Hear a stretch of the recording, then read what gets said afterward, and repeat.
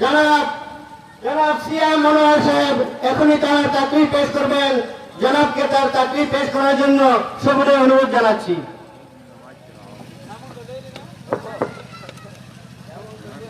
আসসালামু আলাইকুম ওয়া রাহমাতুল্লাহি ওয়া বারাকাতুহু। রাগ হয়েছে? রাগ হচ্ছে? সালামের উত্তর দেন না। আসসালামু আলাইকুম ওয়া রাহমাতুল্লাহ। আউযু বিল্লাহি মিনাশ শাইতানির রাজীম। বিসমিল্লাহির রহমানির রহিম। الذين كفروا وصدوا عن سبيل الله أضل أعمالهم. صدق الله العظيم. نحمده ونستعينه ونستغفره ونؤمن به ونتوكل عليه ونعوذ بالله من شرور أنفسنا ومن سيئات أعمالنا. من يهده الله فلا مضل له ومن يضلله فلا هادي له ونشهد أن لا إله إلا الله وحده لا شريك له الذي أرسله بالحق بشيرا ونذيرا وداعيا إلى الله بإذنه وسراجا منيرا. فقد قال الله تعالى في كلامه المجيد وفرقانه التوحيد. সকলে আমার সাথে পড়েন। আউযু বিল্লাহি মিনাশ শাইতানির রাজিম। বিসমিল্লাহির রহমানির রহিম। ইন্নাল্লাহা ওয়া মালাইকাতাহু ইউসাল্লুনা আলান নবী ইয়া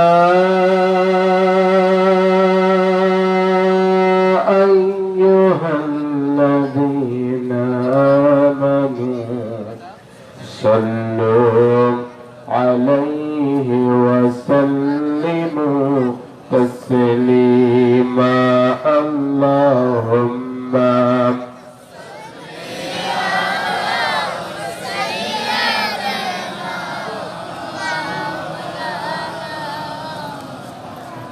وعلى آل سيدنا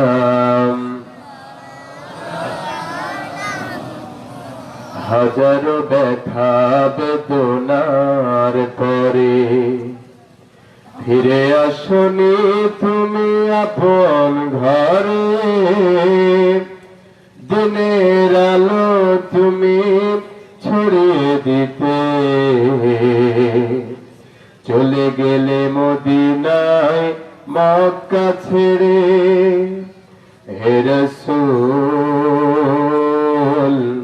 তোমাকে ভুলে আমি কেমন করে।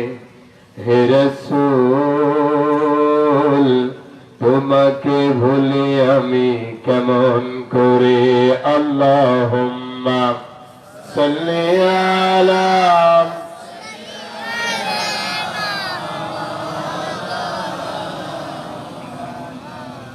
وعلى آل سيدنا।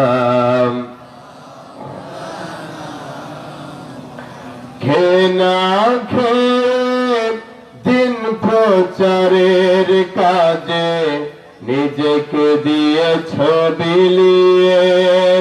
তায়েফের কাফেরেরা চিনল নয় আলো, দুষ্ট ছেলেদের পিছু দিল লেলিয়ে। খেনা খেয়ে দিন প্রচারের কাজে নিজেকে দিয়েছ বিলিয়ে। তায়েফের কাফেরেরা চিনল না আলো, দুষ্ট ছেলেদের পিছু দিল লেলিয়ে। পাথরের আঘাতে ক্ষত বিক্ষত হয়ে সারা শরীর থেকে রক্ত ঝরে। হে রাসূল তোমাকে ভুলে আমি কেমন করে, হে রাসূল তোমাকে ভুলে আমি কেমন করে। একটু মহব্বতে পড়েন আল্লাহুম্মা সাল্লি আলা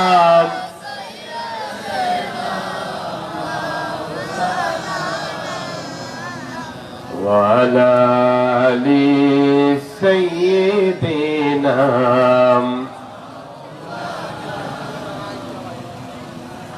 আলহামদুলিল্লাহ, সমস্ত প্রশংসা সে আল্লাহ তাআলার দরবারে, যে আল্লাহ তাআলার অশেষ মেহেরবানিতে খাসকান্দি যুব সমাজ ও এলাকাবাসীর উদ্যোগে আয়োজিত তৃতীয় বার্ষিক তাফসীরুল কোরআন মাহফিলে আমরা উপস্থিত হতে পেরেছি। সে মাবুদ মেহেরবান আল্লাহ তাআলার দরবারে সিজদা অবনত মস্তকে প্রাণ খুলে শুকরিয়া আদায় করছি, হৃদয়ের সমস্ত আবেগ অনুভূতি উজাড় করে প্রশংসা করছি, সকলে পড়ছি আলহামদুলিল্লাহ। দরুদ পড়ছি বিশ্ব মানবতার মুক্তির দূত, যার আগমনে ধন্য হয়েছে পৃথিবী, সৃষ্টি জগতের শ্রেষ্ঠ মানব, বিশ্ব রাজনীতিবিদ, বিশ্বের সফল রাষ্ট্রনায়ক, বিশ্বনবী, বিশ্ব নেতা জনাবে মুহাম্মদুর রাসূলুল্লাহ, সকলে পড়ছি সাল্লাল্লাহু আলাইহি ওয়াসাল্লাম। আমরা আরো একবার শুকরিয়া আদায় করছি আল্লাহ তাআলার দরবারে, যে আল্লাহ ইচ্ছা করলে আমাদের সকলকে অসুস্থ বানিয়ে হসপিটালে বেডে রাখতে পারতেন কিনা? রাখতে পারতেন না? না রেখে ভালোবেসে পছন্দ করে করে তার ঘরে হাজির হওয়ার সুযোগ করে দিলেন। সে আল্লাহ তাআলার দরবারে আরো একবার শুকরিয়া আদায় করছি, পড়ছি আলহামদুলিল্লাহ। মুসলমান হতে হবে বদরের মুসলমানের মতো। 313 জন দিয়ে ইসলাম কায়েম সম্ভব, কিন্তু 1000 জন দিয়ে সম্ভব নয়। 313 জনকে হতে হবে 313 জনের মতো ইমানদার। কথা বলে ঠিক কিনা? বেঈমান দিয়ে ইসলামের কোনো উপকার আসে নাই, মুনাফিক দিয়ে ইসলামের উপকার হয় নাই। ইসলামের উপকার হয়েছে খাব্বাবের মতো গরিব সাহাবী দিয়ে, ইসলামের উপকার হয়েছে সুমাইয়া ইয়াসারের মতো গরিব সাহাবায়ে কেরামকে দিয়ে। এজন্য আমরা যারা আছি দিনের পথে আমরা অটুট থাকবো। আল্লাহ চাই টনটনা ইমান, ভেজাল ইমান আল্লাহর কোনো দরকার নাই। কি হলো, কথা কন না কেন? আওয়াজ দেবেন, স্পিড আমার বাড়বে, আর আপনারা চুপসে যাবেন, আমিও ঘুমাবো। কারণ আপনাদের এখান থেকে কমসে কম 700-800 কিলোমিটার দূর থেকে আসছি। আপনাদের চেয়ে ক্লান্ত আবার আমার মধ্যে বেশি আছে, নেই? ক্লান্তির ভারে আমি নুয়ে পড়েছি। তো যারা হুজুর আছেন বিভিন্ন জায়গায় যায়, তারা বোঝে যে আসলে কষ্টটা, জার্নিটা কত কঠিন। আল্লাহ কঠিন বলে আল্লাহ সুযোগ করে দিয়েছে 4 রাকাতের জায়গায় কয় রাকাত? 2 রাকাত। আল্লাহ বোঝে যে বান্দার অত্যন্ত কঠিন হয়ে যাবে, এই জন্য আল্লাহ রাব্বুল আলামিন আমাদের জন্য একটু সুযোগ করে দিয়েছেন। সে আল্লাহ তাআলার দরবারে একটু হৃদয়ের সমস্ত আবেগ নিয়ে মুসলমানের মতো চিৎকার দিয়ে বলেন আল্লাহু আকবার। আরে আল্লাহু আকবার।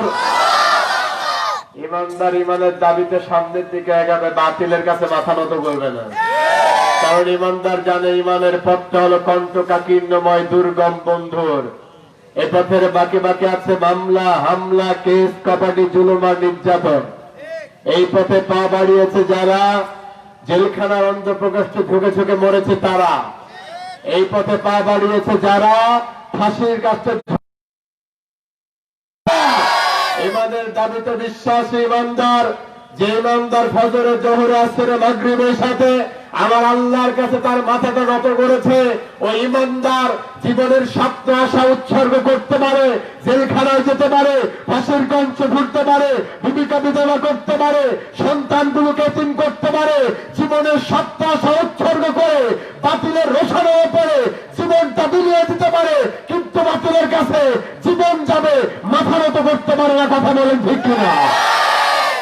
আমরা হলাম সেই মুসলমান। কষ্ট হচ্ছে? আমার আলোচনা পুরোপুরি শুনবেন। পুরো আলোচনা শুনে যদি মনে হয় সিয়াম মনের আলোচনা রাজনৈতিক প্রেক্ষাপট টানছে, বাধা দেবেন। আর আলোচনার মাধ্যমে বাধা দেবেন না, অনুরোধ করছি। কোরআন আমার বুকে আল্লাহে আল্লাহ নামে কসম করে বলছি, দুনিয়ার কোন পচা ধসা রাজনৈতিক কথা আমি বলবো না। কারণ আমরা বলবো এমন একটা নীতির কথা, যেই নীতির মালিক আমার আল্লাহ। কথা বলেন, দুনিয়ার কোন রাজনৈতিক কথাবার্তা দরকার আছে? এটা কোরআনের মাহফিল।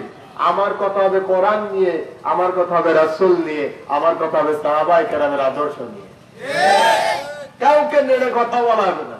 আমি একটা জিনিস ভালো বুঝি, কাউকে আঘাত করে দূরে টালে দেওয়া হচ্ছে, ভালোবাসা বুকে টেনা অনেক সহজ। আমরা বুকে টানবো, আল্লাহ কবুল করুন, বলেন আমিন। কষ্ট হচ্ছে? আমাকে কাজ দিতে বলা হয়েছে পিতামাতার খেদমত সম্পর্কে।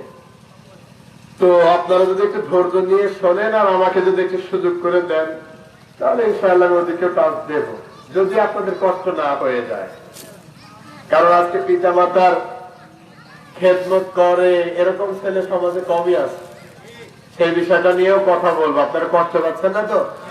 হ্যাঁ, যারা আসবেন ক্লোজ হয়ে বসে যাবেন, জায়গা ফাঁকা রাখবেন না। কারণ আমার পর আছে আমার সম্মানিত ওস্তাদ আল্লামা মোল্লা নাজিম উদ্দিন, আল্লাহ তাকে কবুল করে, বলেন আমিন।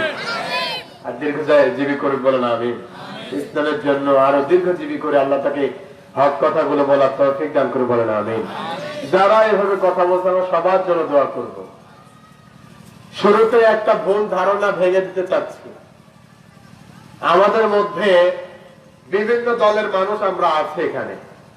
ভুল ধারণাটা ভাঙতে যাচ্ছে এই জন্য যে আমাদেরকে অনেক সময় ভুল বুঝে কোরআনে মাহফিলে বাধা দেওয়া হয়, ঠিক কিনা? আমি বলছি, কষ্ট হচ্ছে না তো? ভুলটা এরকম যে আমাদের মধ্যে অনেকের ধারণা যে আওয়ামী লীগ পুলিশ কোরআনের মাহফিলে বাধা দেয়। অনেকের এই ধারণাটা আছে না নাই? আমি বলবো আপনার ধারণা 100% ভুল।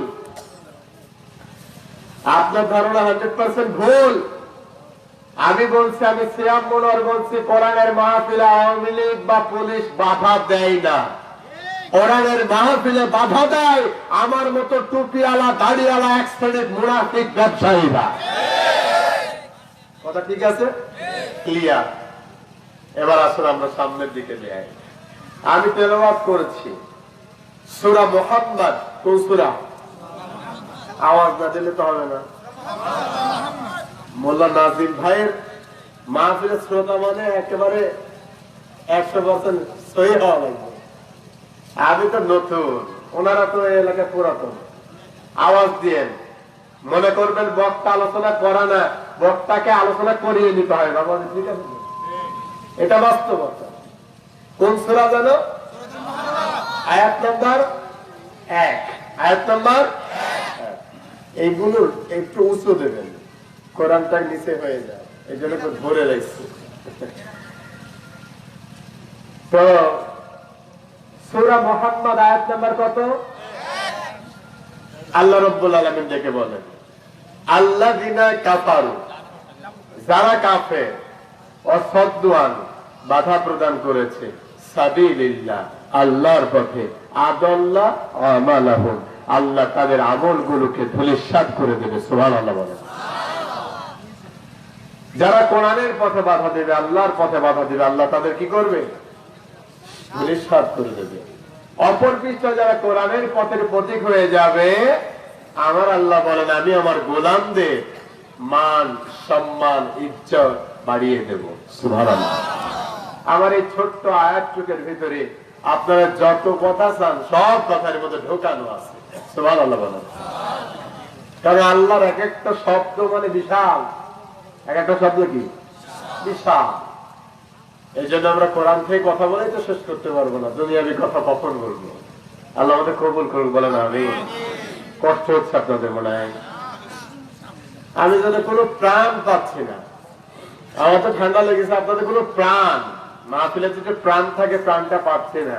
আমাদের সম্মানিত সভাপতি মহোদয় আছেন, আমি আমাদের সম্মানিত সবার ওস্তাদ আমাদের সম্মানিত ওস্তাদ হযরতুল আল্লাহ মাওলানা মোহাম্মদ আমির হোসেন সাহেব, আমি ওনাকে সাক্ষী রাখা একটা টেস্ট করতে যাচ্ছি আলোচনার শুরুতে। আমার আলোচনা যদি খারাপ লাগে, যা বলবেন আস্তে বলবেন, কোনো জোরে বলা চলবে না। আর আলোচনা যদি ভালো লাগে, যা বলবেন জোরে বলবেন। এবার টেস্ট কি হবে? গলা একটু সাফ করেন।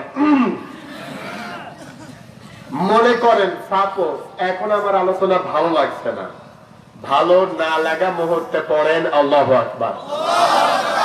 হুজুর এটা ভালো না লাগা মুহূর্তে, ভাই আপনি তো শুনছেন, এটা ভালো না লাগা মুহূর্তে, এরকম হলে আল্লাহুম্মা আমিন তো দেওয়া লাগবে না, বললাম নাজির ভাই আসেন নেমে চলবেন। আর আলোচনা যদি ভালো লাগে, যা বলবেন জোরে বলবেন, ওই জোরের স্পিড নিয়ে পড়েন আল্লাহু আকবার। এরকম হলে চলবে। যাক আল্লাহ কবুল করুন, বলেন আমিন। তাহলে এসেছি কিসের মাহফিলে? জোরে বলেন। কোরআনের চেয়ে শ্রেষ্ঠ কোন কিতাব কি পৃথিবীতে আছে? কোরআন হলো এই দুনিয়ার জীবন্ত গ্রন্থ। তুমি যত রকম প্রশ্ন করো, প্রশ্ন করলে উত্তর পাবে এমন মধুমন্ত। কোরআন হলো এই দুনিয়ার জীবন্ত গ্রন্থ। যদি প্রশ্ন করো নাম কি তোমার, হে প্রাণ প্রতিম, উত্তর দেবে ইন্নাহু লাকুরআনুন কারীম। আল্লাহু আকবার। যদি প্রশ্ন করো কোরআন তোমার দেশের বাড়ি কই, উত্তর আছে না নাই? যদি প্রশ্ন করো কোরআন তোমার দেশের বাড়ি কই, বলবে লাওহে মাহফুজ ঠিকানা নয়। বলো পৃথিবীতে আছে কি বই, বলো পৃথিবীতে আছে কি বই এমন মধুমন্ত। কোরআন হলো এই দুনিয়ার জীবন্ত গ্রন্থ। এটা লিখছে একজন হিন্দুর ছেলে, হিন্দু মানুষ, শিল্পী নকুল কুমার বিশ্বাস। একজন হিন্দু লেখে কোরআন নিয়ে, আর মুসলমানের সন্তান লেখে ওটুনির মা তোমার টুনি কথা। ঠিক আছে না নাই? এখন আমরা কোরআনের মাহফিলে এসেছি, কোরআনের মাহফিলে আসলাম, লাভটা কি জানার দরকার আছে না নাই? আল্লাহ রাব্বুল আলামিন সূরা আরাফের 214 নম্বর আয়াতে দেখে বলেন, ওয়াইদা কুরিয়াল কুরআন ফাসতামিউ লাহু ওয়ানসিতু লাআল্লাকুম তুরহামুন। আল্লাহ রাব্বুল আলামিন বলেন, ওয়াইদা কুরিয়াল কুরআন, যখন তোমাদের সামনে কোরআন তেলাওয়াত করা হয়, কোরআন থেকে কথা হয়, আল্লাহর গোলামেরা নিশ্চুপ হয়ে ফাসতামিউ, চুপ হয়ে যাও, নীরব হয়ে যাও। নীরব হয়ে যদি আল্লাহর কোরআন শোনো, আমার আল্লাহ আর কিছু দেখবা না দেখ, তোমার উপরে রহমতের বর্ষণ, ধারাবো বৃষ্টি বর্ষণ করবে। সুবহানাল্লাহ। আমার আল্লাহ রহমত নাজিল করবে যারা কোরআনকে শ্রবণ করবেন। দ্বিতীয় নম্বর উপকার, আর কিছু যদি নাও হয়, এই কোরআনের মাহফিলে যারা থাকবে, এক একটা কোরআনের আয়াত নয়, বরং এক একটা কোরআনের অক্ষর যদি কেউ তেলাওয়াত করে, একটা অক্ষর যদি কেউ শোনে, আমার আল্লাহ একটা না দুইটা নয় 10টা করে নেকি তার আমলনামায় দিতে থাকবে। আল্লাহর কোন গোলাম যদি একবার আল্লাহ বলে, পৃথিবীতে আর কিছু হোক বা না হোক 50টা নেকি তার আমলনামায়। সুবহানাল্লাহ বলেন। লাভ আছে না নাই? কোরআনের মাহফিলে বসলেও লাভ, শুনলেও লাভ, দাঁড়ালেও লাভ। সুবহানাল্লাহ বলেন। এখন আপনাদের প্রশ্ন, হুজুর কোরআন থেকে কথা বলছেন, ভালো কথা, কিন্তু এই কোরআনকে আল্লাহ কেন নাযিল করলেন পৃথিবীর বুকে? রব্বুল আলামিন সূরা নিসার 105 নম্বর আয়াতের মধ্যে স্থান থেকে বলতে গেলেন, শোনো আল্লাহর গোলামেরা শোনো, আমি এই কোরআনকে কেন নাযিল করেছি?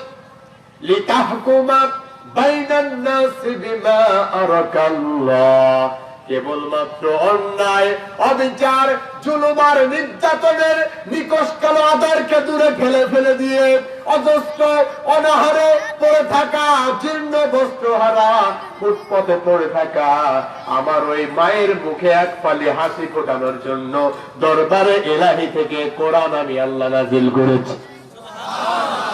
কাল সকাল 9:30টায় বলবেন সুবহানাল্লাহ। তাহলে আল্লাহ বললেন বিচার ফায়সালাকে, অন্যায় অবিচারকে, জুলুম আর নির্যাতনকে দূরে ফেলে দিয়ে আমি আল্লাহ রব্বুল আলামিন কোরআন নাযিল করে দিয়েছি কেবলমাত্র অন্যায় আর অবিচারকে দূরে ফেলে দিয়ে কোরআন দিয়ে ন্যায় ভিত্তিক, ইনসাফ ভিত্তিক একটা রাষ্ট্র কায়েম করার জন্য আমার আল্লাহ কোরআন দিয়েছে। সুবহানাল্লাহ। এখন আপনি মানুষ, আপনি বললেন এই কোরআন আমি মানি না, কোরআনের কোন বিচার আমি মানি না। কি করতে চান আপনি? এই কোরআনের কোন বিচার মানলেন না। আমার আল্লাহ আপনাকে এই জন্য উদ্দেশ্য করে বলেন ওয়ামান লাম ইয়াহকুম বিমা আনজালাল্লাহু ফাউলাইকা হুমুল কাফিরুন। আরে কত কষ্ট হয়। এই জোরে বলেন না আল্লাহু আকবার। আল্লাহ রাব্বুল আলামিন আবার ডেকে বললেন এ কোরআনের কোন একটা নীতি যদি কারোর কাছে অপছন্দনীয় হয়ে যায়, আপনি মানতে পারছেন না, এটা আপনার ব্যর্থতা। কিন্তু আপনি যদি ডেকে বলেন না এই কোরআন আমি মানবো না, কোরআনের নীতি আমি মানবো না, আমার আল্লাহ ডেকে বলেন ওমাল্লাম ইয়াহকুম বিমা আনজালাল্লাহু ফাউলাইকা হুমুল কাফিরুন ফাসিকুন জালিমুন। যে আল্লাহর কোরআন মানে না, আল্লাহর কোরআনের নীতি মানে না, দরবারে ইলাহি থেকে আমার আল্লাহ বলেন সে কাফের, ফাসিক, জালিম। ঠিক না? এখন আপনার ষড়যন্ত্রের জ্বালা থেমে থাকলো না, আপনি বলতে লাগলেন না, আর পারা গেল না, এই কোরআনকে এবার পৃথিবীর জমিন থেকে আমি বিদায় করে দেব, আগুন ধরিয়ে কোরআনকে, আপনাদের সমস্যা চলে, কোরআনকে বিলুপ্ত করে দেব। আল্লাহ রব্বুল আলামিন সেই কথার জবাবেও বান্দাদেরকে বললেন শোনো বান্দা, ইন্না নাহনু নাযালনা যিকরা ওয়া ইন্না লাহু লাহাফিজুন। যদি আগুন লাগে ধ্বংস হয়ে যায় ধ্বংস হয়ে যায়, যদি আগুন লেগে ধ্বংস হয় পৃথিবীর সব বইয়ের দোকান, তবু বিশ্ব থেকে হারাবে না পবিত্র কোরআন। কেমন করে কোরআন ধ্বংস আগুনের হতে আছে বিশ্ব অগণিত কোরআনের হাফেজ, তারা ছাপিয়ে আসমানি গ্রন্থ, ছাপিয়ে আসমানি গ্রন্থ, বাঁচাবে কোরআনের মান, তবু বিশ্ব থেকে হারাবে না পবিত্র কোরআন। এটা বলছে একটা শিল্পী, তাও আমার নকুল কুমার বিশ্বাস, হিন্দু মানুষ। আল্লাহ রাব্বুল আলামিন বলেন তামাম পৃথিবীর, এই আয়াতের ব্যাখ্যা করলেন কে? হিন্দু মানুষ তার কলমের কালি দিয়ে। আপনাদের সমস্যা হচ্ছে বলে একজন হিন্দু তার কলমের কালি দিয়ে লিখে প্রশ্নের জবাব দিলেন, আল্লাহর কোরআনের ব্যাখ্যা দিলেন, তিনি তার কলম দিয়ে লেখলেন। তামাম পৃথিবীর জিন আর ইনসান মিলে যদি চেষ্টার পরে চেষ্টা করতে থাকে, শত শত বছর চেষ্টা করতে থাকে, আল্লাহর কোরআনকে বিলুপ্ত করে দেবে, কোশ্চিন কালেও তাদের সফলতা আসতে পারে, তাদের সফলতা আসবে না। সেজন্য আল্লাহ বলেন গোলাম মাথা নত করো আমার দিকে, কাইফা তাকফুরুনা বিল্লাহ, কিভাবে আমাকে অস্বীকার করছো? অস্বীকার করার কোন পথ নাই, কারণ তুমি কিছুই ছিল না, আমি আল্লাহ তোমাকে তৈরি করেছি। সুবহানাল্লাহ বলেন। তাহলে আল্লাহর দিকে ফিরে আসা লাগবে কি না? যদি বলেন কষ্ট হয়, তাহলে তেলাওয়াত কি আয়াত কোন সূরা? সূরা মুহাম্মদ আয়াত নাম্বার কত? আল্লাহ রাব্বুল আলামিন বলেন আল্লাযীনা যারা কাফারু কাফের। আমরা প্রশ্ন করব আল্লাহ কারা কাফের? আল্লাহ বলেন অসদ্দুয়ান বাধা প্রদান করেছে সাবিলিল্লাহ আল্লাহর পথে। আল্লাহ বলছেন ওরাই কাফের। ফতোয়া দিচ্ছেন কে? আমরা সবাই ইসলামের পক্ষের লোক। আল্লাহ কবুল করে বলেন আমিন। কি হবে তাদের পরিণতি? আদাল্লাহ আমালাহু, আল্লাহ তাদের আমলগুলোকে ধ্বংস করে দিয়ে কিয়ামতের ময়দানে জান্নাত দেবে নাকি? কি দেবে? জাহান্নাম। অপর পৃষ্ঠায় যারা ঈমান আনবে কদ আফলাহাল মুমিনুন, যারা ঈমান আনবে আমার আল্লাহ রাব্বুল আলামিন তাদের মান তাদের সম্মান আকাশের চূড়ায় পৌঁছায় দেবে। আমরা তাহলে কোন পথে থাকবো? বাধা দেওয়ার পথে নাকি সরল করার পথে? আল্লাহ আমাদের তৌফিক দান করুন বলেন আমিন। সম্মানিত প্রিয় উপস্থিতি, আয়াতটা নাযিল হলো কখন? মক্কার বুকে বদর যুদ্ধের পূর্বে। কোন যুদ্ধ? বদর যুদ্ধের পূর্বে আবু জাহেল, উতবা, সাইবা, ওলীদ ইবনে মুগীরা তারা বড় বড় উট কেটে দুম্বা কেটে খানা দিল। ওই খানা দেওয়ার পর ঘোষণা করে দিল তোমরা যার যতটুকু ইচ্ছা খেয়ে নাও, নিয়েও যাও, ইচ্ছা মতো খাও, খেয়ে শক্তি সঞ্চয় করো, কিন্তু শর্ত হলো আব্দুল্লাহর বেটা মুহাম্মদ সাল্লাল্লাহু আলাইহি সাল্লামকে পরাজিত করা লাগবে। আচ্ছা মুসলমানিক তো নিয়ে বলেন নাউযুবিল্লাহ। খাওয়ানো ভালো, কিন্তু খাওয়ানো যদি ইসলামের বিপক্ষে হয়ে যায় ওইটা কিন্তু আর ভালো থাকে না। আল্লাহর নবী বিশ্ব নবী আবু জাহেলের চক্রান্ত বুঝতে পারলেন। চক্রান্ত যখন বুঝতে পারলেন, চক্রান্ত বুঝতে পারার পর বিশ্ব নবী মনক্ষুণ্ণ হলেন। আল্লাহ রাব্বুল আলামিনের নবী বিশ্ব নবী ক্রন্দন শুরু করলেন। চোখ দিয়ে অঝরে বৃষ্টির ফোঁটার মতো করে পানিগুলো পড়ে। হঠাৎ যেন শঙ্কিত হয়ে যায়, না জানি আমার কি হয়ে যায়। আজকের এই সময় আমার পাশে দাঁড়ানোর মতো কেউ নাই। এমন একটা অবস্থায় আবার আল্লাহ ডেকে বলেন আল্লাহর গোলাম ও মুহাম্মদ সাল্লাল্লাহু আলাইহি ওয়াসাল্লাম, হতাশ হওয়ার কারণ নাই, ভয় পাওয়ার কোনো কারণ নাই, ঈমানের দাবিতে অটল থাকো।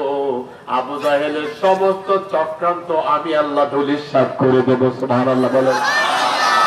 আল্লাহর নবীকে সান্ত্বনা দেওয়ার জন্য আমার আল্লাহ আয়াতটা নাযিল করলেন।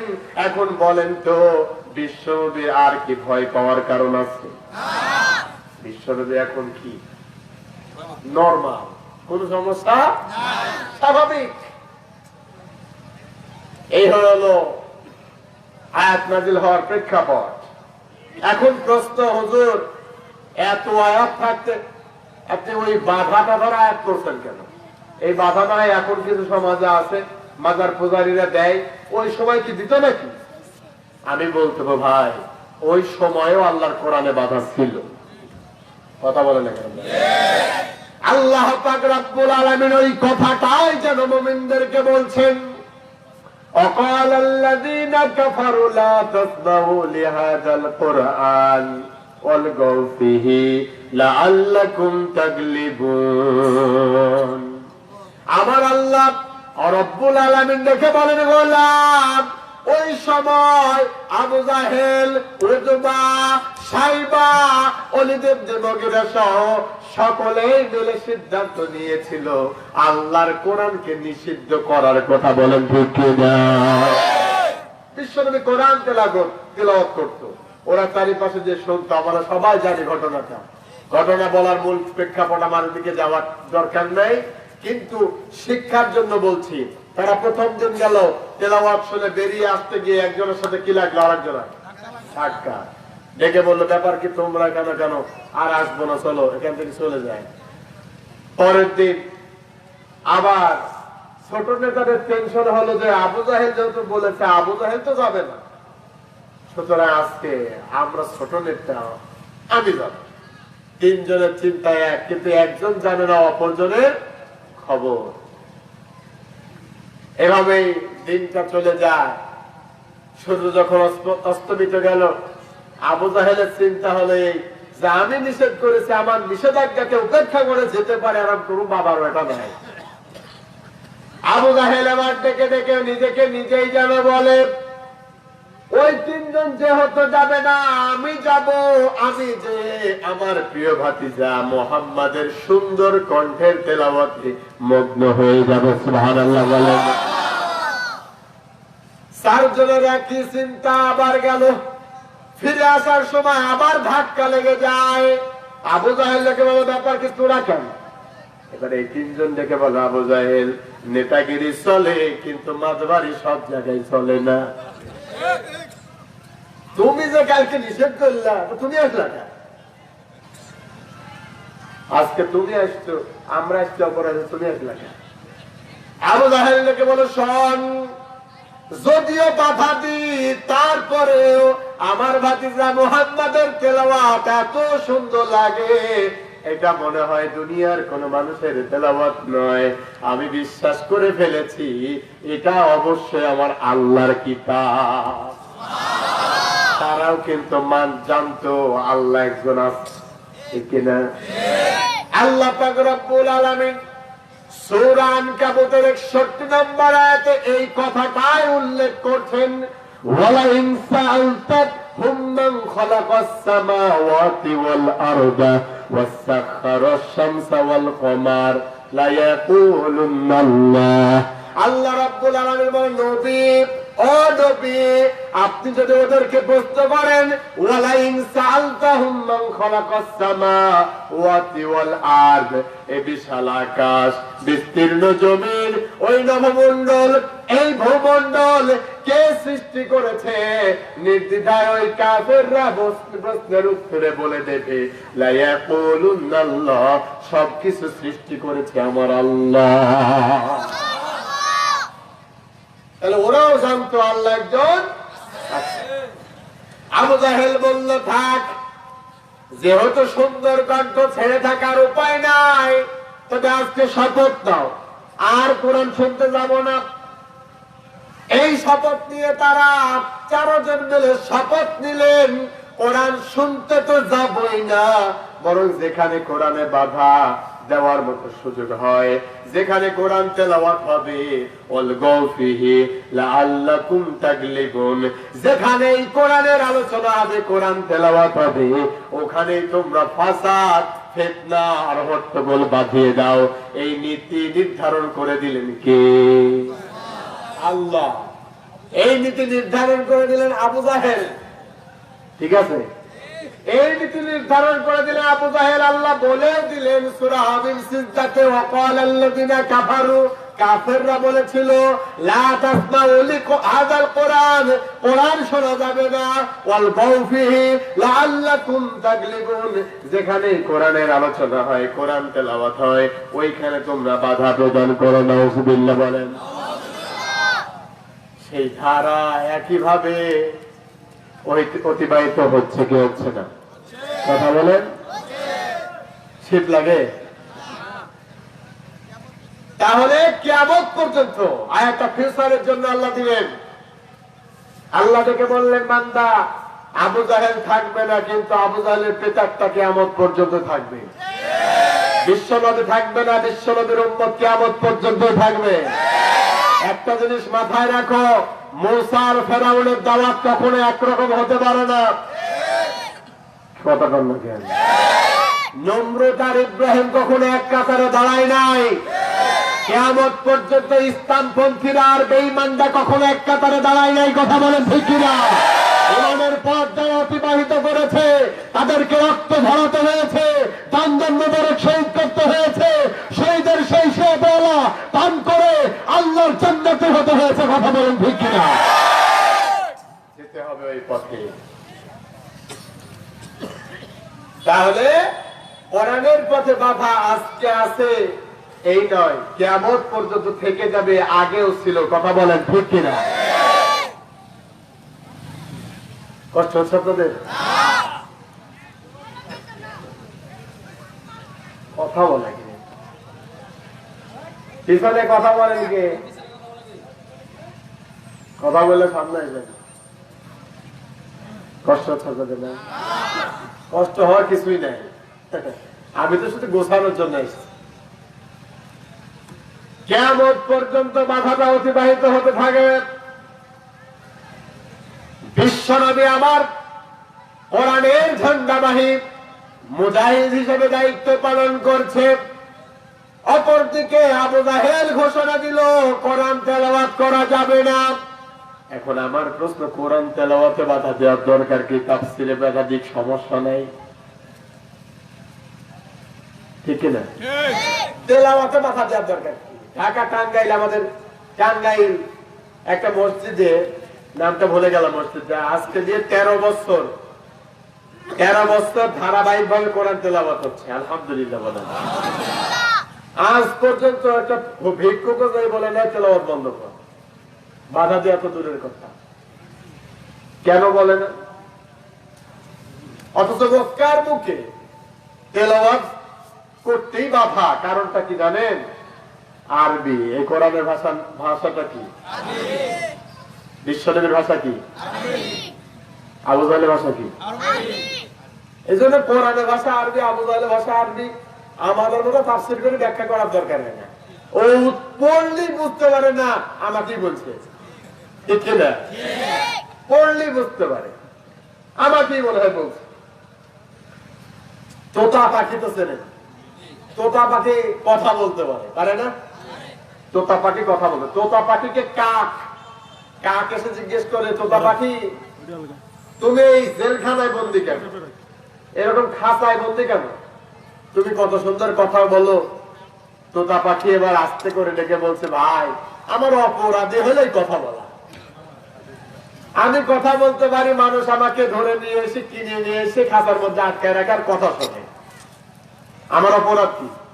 কথা বলা। তামাম পৃথিবীর তোতা পাখিদের একই অবস্থা। কথা কন।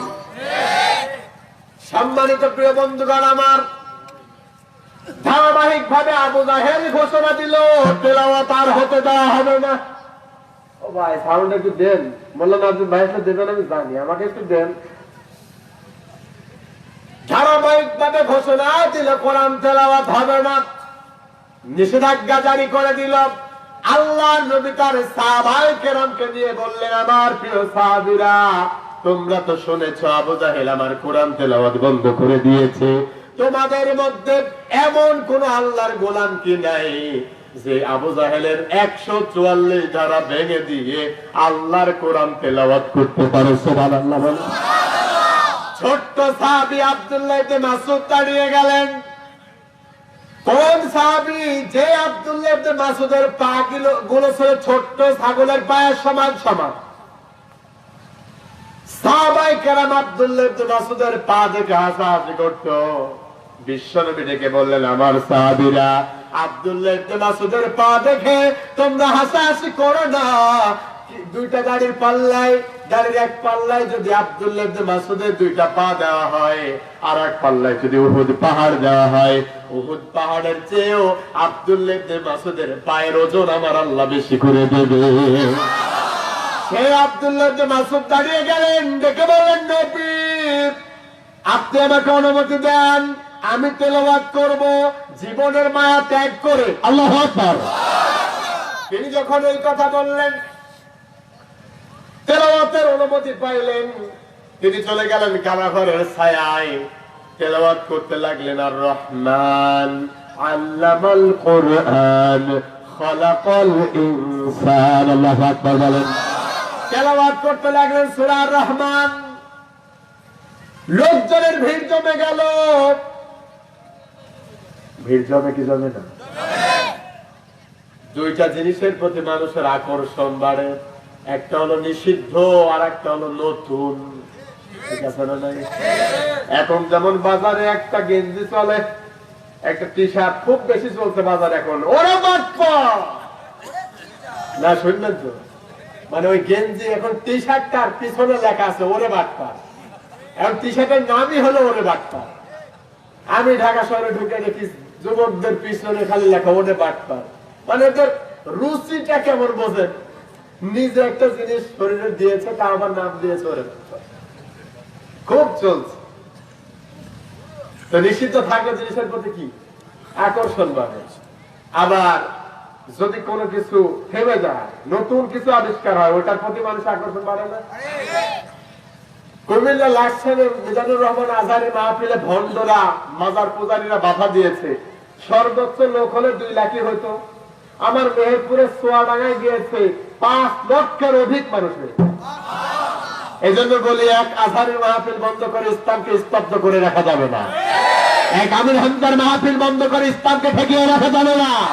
ইসলামের ওই দুর্বিনার চলাফেরা কিয়ামত পর্যন্ত চলতে থাকবে। বেঈমান নাস্তিকার মুরতাদদের ক্ষমতার বস্তু ভেঙে যাবে। বঙ্গোপসাগরের অচল গহ্বরে নিমজ্জিত হবে। আল্লাহর কোরআনের রাজ কায়েম হবে ইনশাআল্লাহ। কথা বলে ঠিক না? সেই দিন যদি ইসলাম কায়েমের জন্য আরেকবার ডাক দেওয়া হয়, ইমানদারদেরকে যদি ইসলামী আন্দোলনকে বেগবান করার জন্য, কোরআনের রাজ কায়েম করার জন্য আরেকবার যদি বিবি বাল বাচ্চাকে এতিম করে, সন্তানকে এতিম করে, বিবিকে বিধবা করে, আল্লাহর কোরআনের জন্য বুলেটের সামনে যে বুকের তক্ত রক্ত ঢেলে দিতে হয়, আমি জানতে চাই ও কোরআনীগঞ্জের মুসলমানেরা, কে কে সেই দিন ইসলামের জন্য, কোরআনের জন্য বুকের রক্ত ঢেলে দিতে রাজা রাজা হাত তুলে দেখা লাগবে।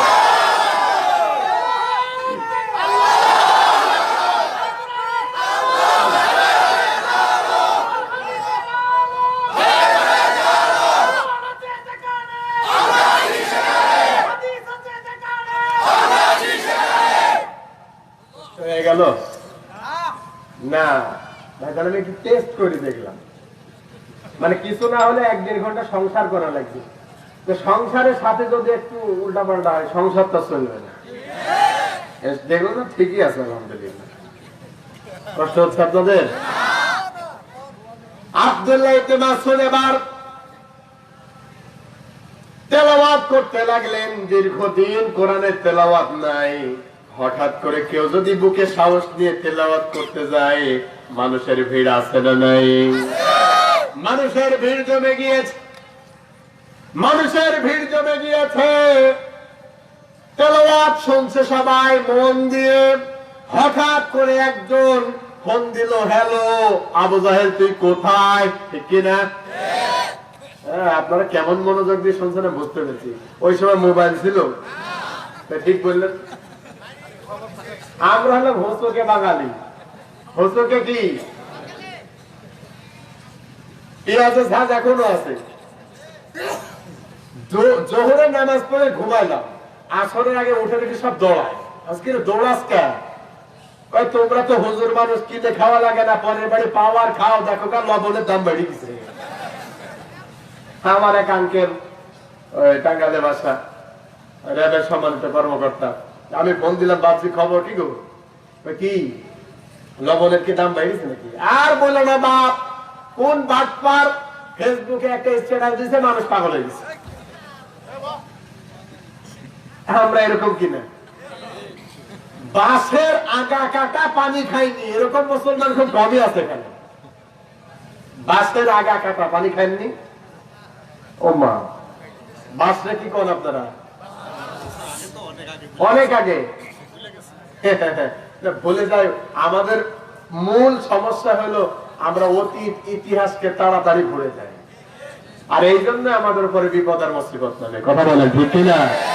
যেই পাকিস্তানিদের বিরুদ্ধে আমরা যুদ্ধ ঘোষণা করলাম, যুদ্ধ করে দেশকে স্বাধীন করলাম, ওই পাকিস্তানিদের গান আমরাই বাজিয়ে বেড়াই। কথা বলেন না কেন? কি হলো? সম্মানিত প্রিয় ভাই আমার, আব্দুল্লাহ ইবনে মাসউদ তেলাওয়াত করে, মধ্য থেকে একজন মুনাফিক দৌড়িয়ে চলে গেল। যাওয়ার পরে আবু জাহেলকে বলছে, ও আবু জাহেল, তুমি যে 144 ধারা বা একটা নিষেধাজ্ঞা জারি করেছো, তোমার 144 ধারাকে ভেঙে দিয়ে ছোট্ট আব্দুল্লাহ ইবনে মাসউদ ও 288 বানাই দিছে। তুমি এখন কি করবা? আবু জাহেল দৌড়িয়ে চলে আসলো, আসার পরে তাকে বললো, এ আব্দুল্লাহ ইবনে মাসউদ থাম, তোকে তেলাওয়াত করার অনুমতি দিয়েছে কে? আব্দুল্লাহ ইবনে মাসউদ আল্লাহর গোলাম।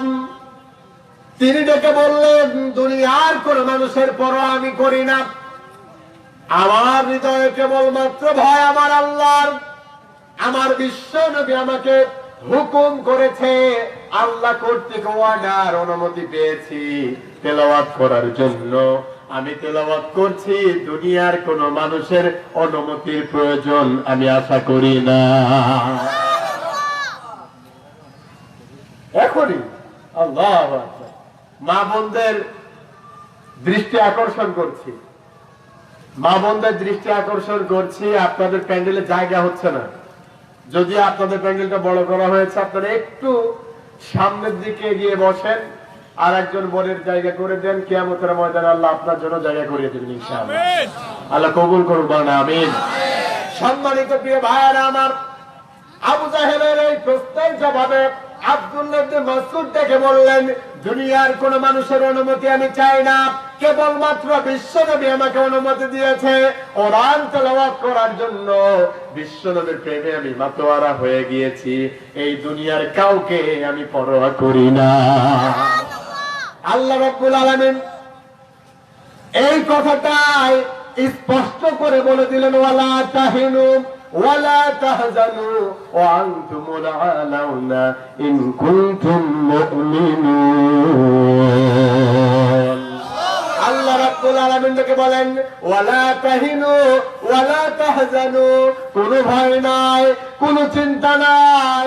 আমার আল্লাহর প্রতি দৃঢ় ঈমান যদি থেকে থাকে, দুনিয়ার কোন মানুষের ভয় তোমার করার দরকার নাই।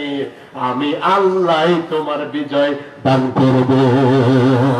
ভয় নাই ওরে, কোনো ভয় নাই, আল্লাহ যদি থাকে সহায়, দুর্গম গিরিপথ পাড়ি দিয়ে যায়। কথা বলেন ঠিক কিনা? দুনিয়ার খেলা ঘরে এসেছ হায়, মরণ তো একদিন ধরবে তোমায়। বাতিলের শক্তি ক্ষয় হয়ে যায়, আল্লাহর শক্তির কোনো ক্ষয় নাই। ঠিক না? সেই শক্তি তুমি দাও গো আমায়, ভয় নাই ওরে, কোনো ভয় নাই। বলেন আমিন। আব্দুল্লাহ ইবনে মাসউদের কোনো অপরাধ ছিল না, আব্দুল্লাহ ইবনে মাসউদের কোনো অপরাধ ছিল না, কেবলমাত্র একটাই অপরাধ, আল্লাহর জমিনে আল্লাহর দ্বীনের কথা বলা। আওয়াজ দিয়ে বলেন।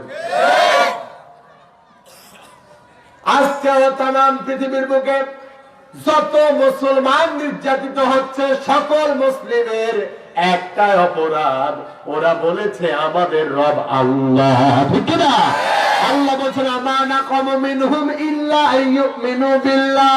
ওদের কোনো অপরাধ নাই, ওদের কোনো দোষ নাই, ওদের কোনো ত্রুটি নাই, ওদের একটা অপরাধ, আল্লাহর জমিনে কেবলমাত্র বলেছে আমরা আল্লাহর গোলাম। ঠিক না? এই জন্য আমার চীনের ওই ঘরে মুসলমানদেরকে কাবাব বানিয়ে খাচ্ছে। কাশ্মীরে মুসলমান নির্যাতিত হয়, ভারতের আসামে মুসলমান নির্যাতিত হয়, মাকে বেঁধে রেখে মেয়েকে ধর্ষণ করা হয়। এগুলো কি বললে সমস্যা আছে নাকি? এগুলো আমাদের ইমানের দায়িত্ব, এগুলো বলাই লাগবে। আল্লাহ বলছেন, আমা লাকুম লা তুকাতিলুনা ফি সাবিলিল্লাহিল মুস্তাদআফিনা মিনার রিজালি ওয়ান নিসাই। আল্লাহু আকবার। সূরা নিসার 75 নম্বর আয়াতে দেখে বলেন, ওয়া মা লাকুম, তোমাদের কি হলো? তোমরা কেন আর একটা জিহাদের ডাক দাও না? তোমরা কেন আল্লাহর পথে লড়াই করো না? তামাম পৃথিবীর মুসলমান দেশকে ধরে বৃষ্টির ফোঁটার মতো করে কাঁদে। কথা বলে ঠিক না? তামাম পৃথিবীর মুসলমান রাজকে কাঁদছে, মা তার সন্তানের জন্য কাঁদে, সন্তান তার মায়ের জন্য কাঁদে। তামাম পৃথিবীর অনেক বোন আছে যারা আল্লাহর কাছে গভীর রাত্রে বাসানের মতো আল্লাহর কাছে গভীর রাত্রে হাত তুলে বলে, আল্লাহ তামাম পৃথিবীতে আমাদেরকে রক্ষা করার জন্য আমাদের কি কোনো মুসলিম ভাই নাই? আপনি তো শোনেন না ওই মায়ের কান্না, যে মা সামনে আছে, মায়ের বুক থেকে সন্তানকে কেড়ে নিল কাফেররা, আকাশের দিকে সন্তানটাকে উড়িয়ে দিল, নিচে একটা তলোয়ার ধরলো, জীবন্ত ছেলেটা তলোয়ারের উপরে পড়ে দ্বিখণ্ডিত হয়ে গেল। ওই মায়ের বেদনা তো আপনি বোঝেন না। আপনি যদি ওই মায়ের বেদনাটা বুঝতেন, আপনি মুসলমান হিসেবে আর কিছু হোক বা না হোক, একটাবার আল্লাহর দরবারে আপনি ফরিয়াদ করতেন। কথা বলেন। ওই দিন আব্দুল্লাহ ইবনে মাসউদের কোনো অপরাধ ছিল না। অপরাধ কেবলমাত্র আল্লাহর কোরআন তেলাওয়াত করা, ঠিক না? আব্দুল্লাহ ইবনে মাসউদ যখন বললেন দুনিয়ার কারো অনুমতি আমার লাগে না, আমার আল্লাহ আমার জন্য যথেষ্ট, ঠিক এই সময় আল্লাহ রাব্বুল আলামিনের নবী সাল্লাল্লাহু আলাইহি সাল্লামের প্রিয় সাহাবী আব্দুল্লাহ ইবনে মাসউদের কোনো অপরাধ নাই।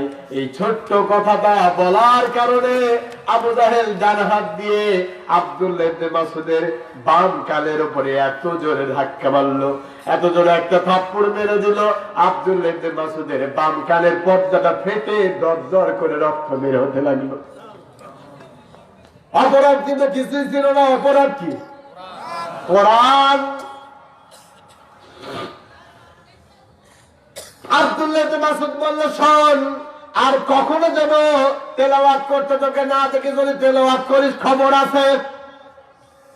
আব্দুল্লাহ ইবনে মাসউদ আস্তে করে ডেকে একটা কথা বললেন, যেই কথাটা শুনে আব্দুল্লাহ ইবনে মাসউদের, এই কথাটা শুনে আবু জাহেলের মাথা ঘুরতে লেগেছে। সুবহানাল্লাহ।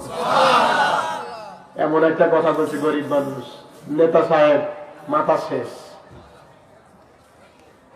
তুই আমাকে কথা বললি, তুই আমাকে চিনিস? কে ভাই তুমি?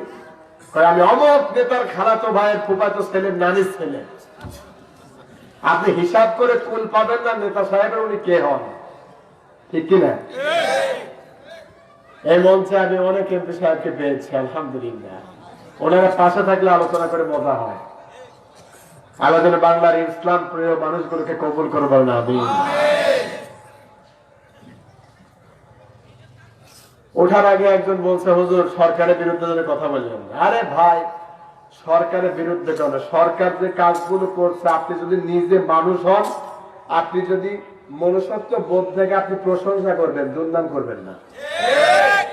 আজকে সংসদে উনি ভাষণ দিলেন, আমাদের সম্মানিত ইনু সাহেব, উনি একটা কথা বললেন, ওই যে বাউল সম্রাট শরীয়ত সরকার, ইনি তো আবার চ্যালেঞ্জ ঘোষণা করে দিয়েছিলেন, সবাই আমরা জানি। তো ওনার পক্ষ নিয়ে উনি বললেন যে এই বাংলাদেশে বাউল সম্রাট বা বাউল সঙ্গীত যাতে ধ্বংস না হয়ে যায়, এই জন্য মাননীয় প্রধানমন্ত্রীর কাছে আমার আহ্বান। আর মাননীয় প্রধানমন্ত্রী এমন একটা জবাব দিলেন, শুনে আমার কলিজা ঠান্ডা হয়ে গেছে। তিনি প্রথমে উঠে বললেন, কে বাউল সম্রাট কি বাউল সঙ্গীত গায় কি গায় না ওটা ব্যাপার না, আইন চলবে আইনের গতিতে। উনি গান গাক, কুষ্টিয়ায় আমরা ব্যবস্থা করে দিয়েছি লালন সঙ্গীতের, কই কোনো ঝামেলা নাই, আমরা তো ব্যবস্থা করেছি। কিন্তু উনি গান গাওয়ার ভিতরে যদি কোনো অপরাধের সাথে জড়িত হয়ে যায়, আমি প্রধানমন্ত্রী থাকাকালীন তার তো শাস্তি হওয়া দরকার। তাহলে এই জন্য আপনি কি প্রধানমন্ত্রীর জন্য দোয়া করবেন না? আপনি যদি বিবেকবান মানুষ হন, অবশ্যই দোয়া করা লাগবে আপনার। আল্লাহ তাকে নেক হায়াত দারাজ করে বললেন আমি। আল্লাহ যেন এই কোরআনের পুরো কোরআনটা এই সমাজে বাস্তবায়ন তার হাত দিয়ে করুক, বলেন আমিন। কষ্ট হচ্ছে আপনাদের? সম্মানিত প্রিয় ভাইয়েরা আমার,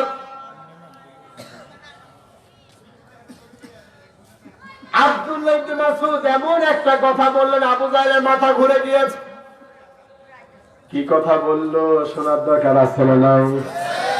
একটু অপেক্ষা করেন, এখন আমি বলবো না, একটু আকর্ষণ থাক। কষ্ট হচ্ছে আপনাদের? আমার মানে এই সাইড ব্যাক সাইড চলে যাবে। আমার সাবজেক্ট হলো কোরআনের পথে বাধা এবং তার পরিণতি। এই জন্য ওদিকে যাচ্ছে না, যাবে সোজা, ওই দিকটা থাক। আল্লাহ যদি সুযোগ দিয়ে পরে বলবে ইনশাআল্লাহ। কষ্ট হচ্ছে আপনাদের? সম্মানিত প্রিয় ভাইয়েরা আমার, তাহলে আব্দুল্লাহ ইবনে মাসউদকে বাধা দিল আবু জাহেল। এরপরেও কিন্তু থেমে থাকে নাই, বারবার বাধা দিয়েছে। এই কথাটাই আমার আল্লাহ রাব্বুল আলামিন মুমিনদেরকে ডেকে বললেন, হাসিবান নাস আইয়ুতরাকু আইয়াকুলু আমান্না ওয়া হুম লা ইফতানুন। আল্লাহু আকবার বলেন। সূরা আনকাবুতের 2 নম্বর আয়াত আমার আল্লাহ ডেকে বলেন, ও হে মানুষেরা, ঈমান এনেছে এই কথা বললেই কি তোমাদের ছেড়ে দেওয়া হবে? না না না না না না, কোশ্চিন কালেও ছেড়ে দেওয়া হবে না। ঈমানের দাবি যারা স্থাপন করেছো, মনের মনিকোঠায় যারা ঈমানের দাবি নিয়ে সামনের দিকে চলো, আমি আল্লাহ রাব্বুল আলামিন ঈমানের পথে কদম কদম তাদেরকে পরীক্ষা নেওয়া হবে, ঠিক কিনা? তাদেরকে বাধা প্রদান করা হবে। ওয়ালা নাবলুওয়ান্নাকুম বিশাইইম মিনাল খাউফি ওয়াল জুই ওয়া নাকসিম মিনাল আমওয়ালি ওয়াল আনফুসি ওয়াস সামারাত ওয়া বাশশিরিস সাবিরিন। বারবার আল্লাহ ডেকে বলেন, তোমাদের ভয় দ্বারা, ক্ষুধা দ্বারা যে ফসল মাঠে থেকে গিয়েছে, পাকা ফসল তোমরা কাটতে পারবে না, বাড়িতে ঘুমাতে পারবে না, এমন কিছু পরীক্ষা দিয়েও আমার আল্লাহ পরীক্ষা করবে। কথা বলেন ঠিক কিনা? এরপর আল্লাহ বলেন, হাসিব আম হাসিবতুম আন তাদখুলুল জান্নাতা ওয়া লাম্মা ইয়ালামিল্লাহুল্লাযীনা জাহাদু মিনকুম। আমার আল্লাহ ডেকে বলেন, ঈমানদার, ঈমান এনেছে এই কথা বলে আমার আল্লাহ ছেড়ে দেবে না। ঈমানের পরীক্ষা দেওয়া লাগবে। আওয়াজ দেন। ঈমানের পরীক্ষা দেওয়া লাগবে।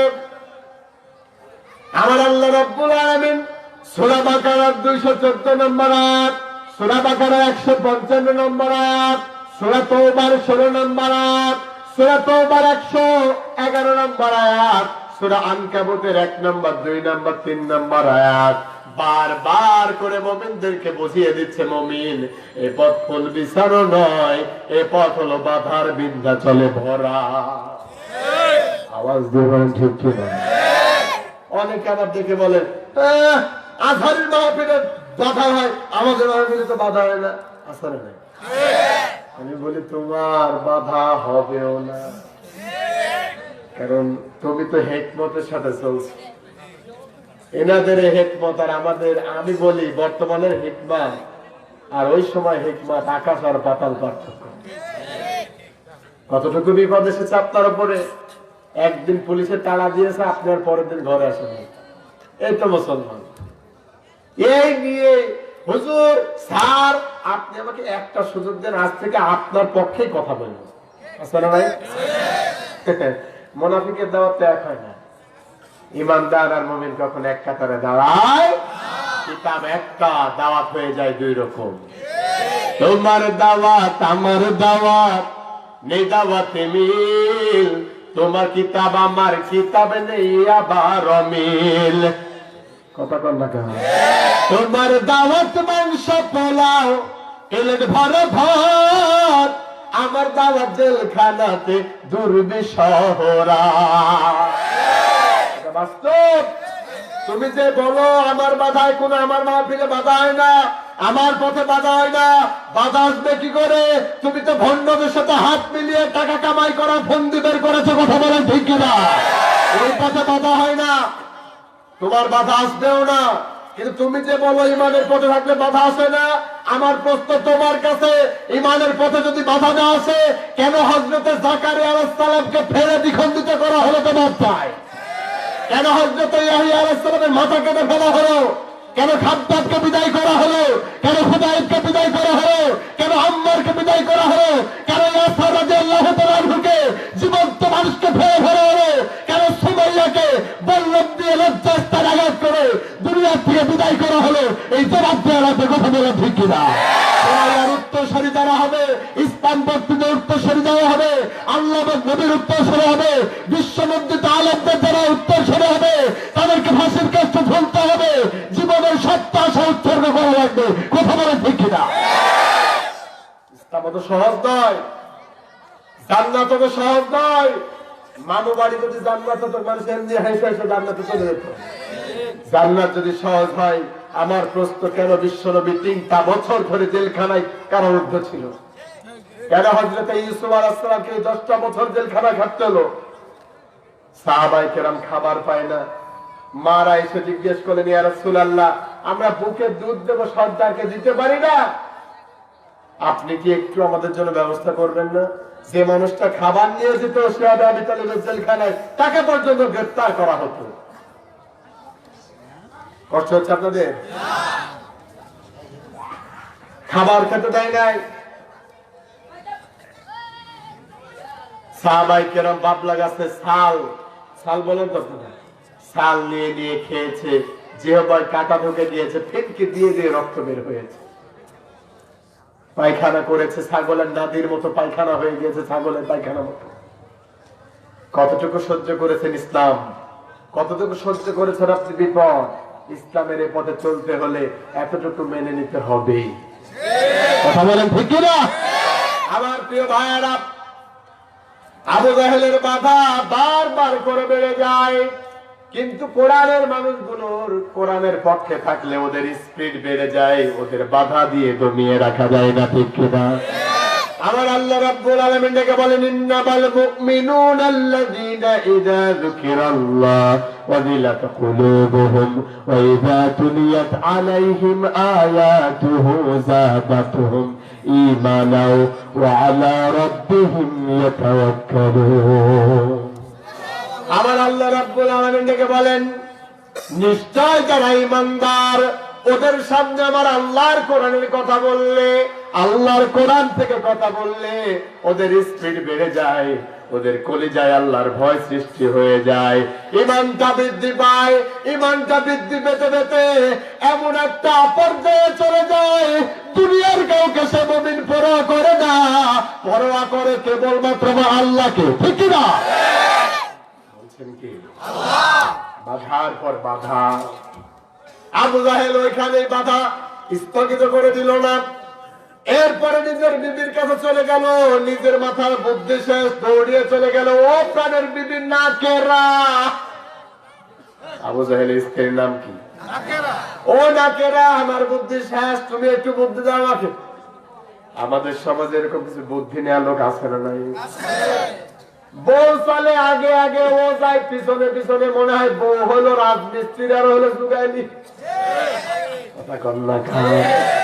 সম্রাট জাহাঙ্গীরের সময় থেকে বলেছিল, আমার রাষ্ট্রে কে কে বিবাহিত সব পুরুষগুলো আসো। পুরুষরা গিয়েছে, ডেকে বলেছে, যারা বউকে ভয় পাও তারা এদিকে যাও, বউকে ভয় পাও না ওইদিকে যাও।